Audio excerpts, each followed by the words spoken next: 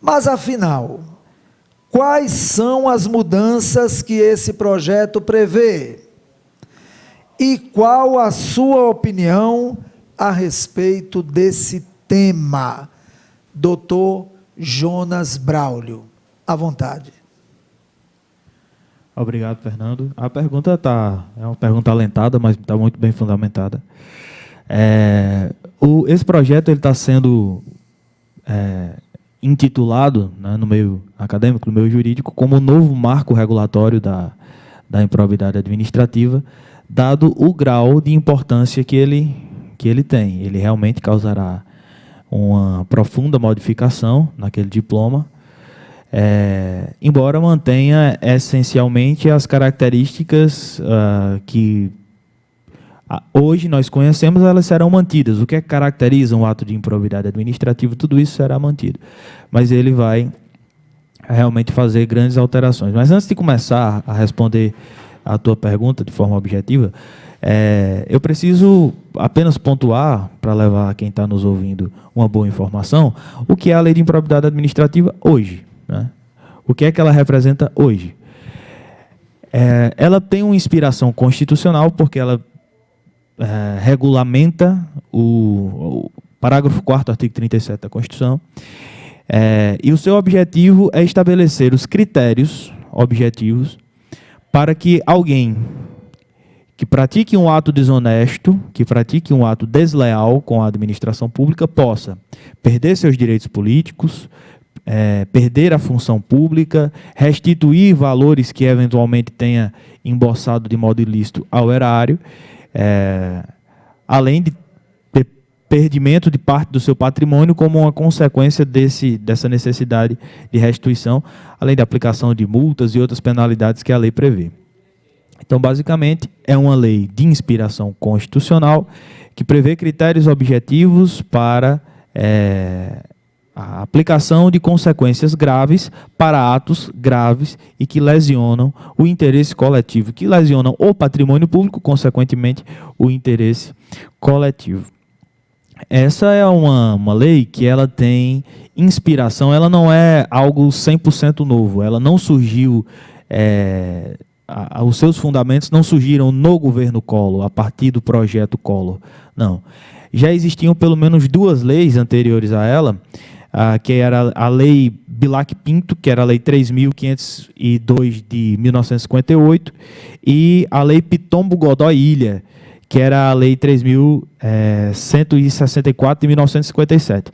Então, nós temos, desde 1957, né, basicamente 1957 e 1958, dois marcos que antecederam a Lei de Improbidade Administrativa e que previam consequências semelhantes ao que nós vemos hoje. O que a Lei de Improbidade Administrativa trouxe, de fato, a partir do projeto Collor, foi um regulamento mais aprofundado das consequências de quem causa prejuízo ao erário e, por ser uma lei posterior à Constituição de 88, né, todas as leis eram anteriores à Constituição, não havia sobre ela, não pairava sobre ela a mácula da inconstitucionalidade, ela era uma lei constitucional.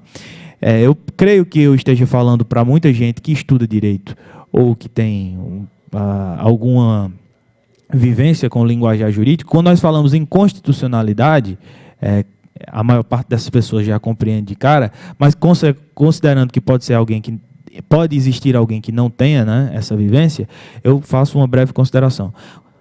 Toda norma, qualquer norma, dentro do território brasileiro tem que estar condizente com os princípios gerais previstos na Constituição.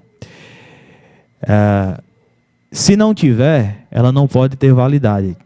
Então, muitas leis que eram anteriores à Constituição de 88 estavam maculadas pela inconstitucionalidade.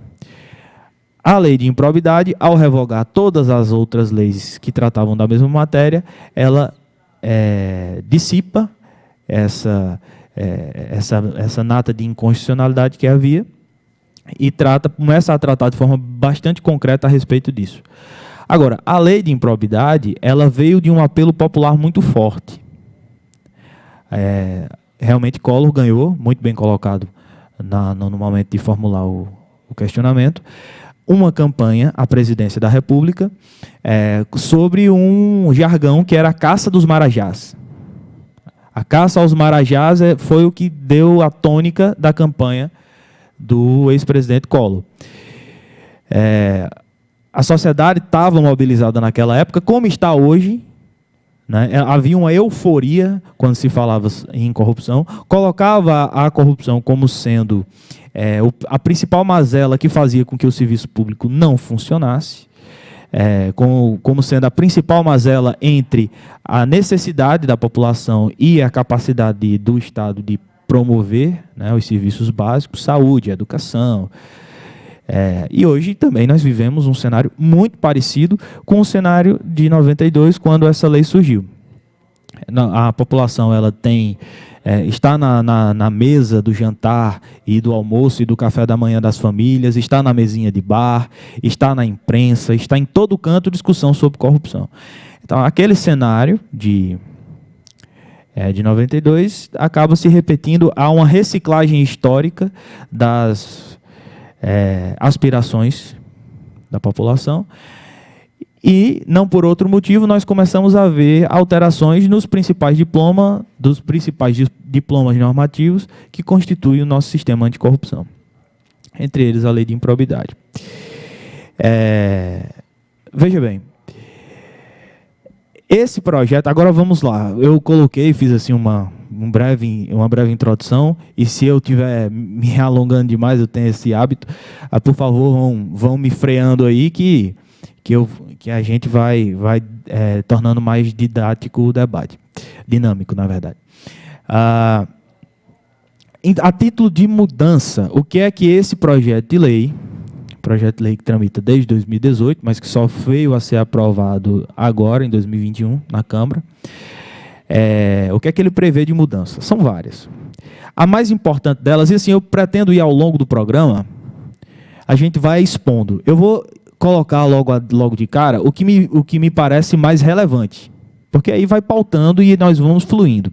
Eu vou deixar as questões que são mais técnicas. Por exemplo, eu não vou falar aqui sobre a possibilidade de prescrição intercorrente. Seria algo que mais confundiria a população do que traria algum esclarecimento. Eu vou tratar das questões que são mais polêmicas mesmo, das questões que chamam mais atenção.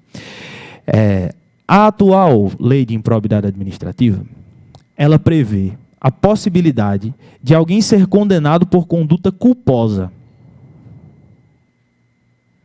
né? Por ato de improbidade administrativo culposo. O que significa um ato culposo? É quando você não tem a intenção de fazê-lo. Aliás, você não tem a intenção de produzir o resultado que vem daquele ato. O resultado daquele ato é produzido de modo acidental, fruto de uma imprudência, de uma negligência ou de uma imperícia. Isso é o que tem hoje na lei. É possível que você seja condenado por ato de improbidade administrativa a peso de hoje por ato culposo, porque você foi negligente, você foi imprudente e você foi imperito.